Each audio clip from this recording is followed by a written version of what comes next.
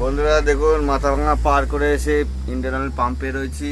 এই দুপুরে খাবার বানাচ্ছি, ডাল বানাচ্ছি, মটরশুঁটি আলু টমেটো দিয়ে ডাল করব, আর উচ্ছে আলু ভাজা। যে দুপুরে এটাই এখন মেনু বানাচ্ছি। গাড়ি কোনো লোডিং পায়নি এখনো পর্যন্ত, তাই দুটো খাবার বানাই।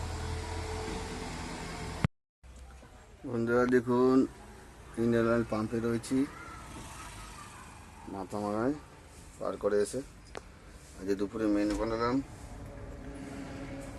টমেটো মটরশুঁটি আলু দিয়ে ডাল, আর উচ্ছে আলু ভাজা, আর ভাত করলাম। আর বেশি কিছু করলাম না।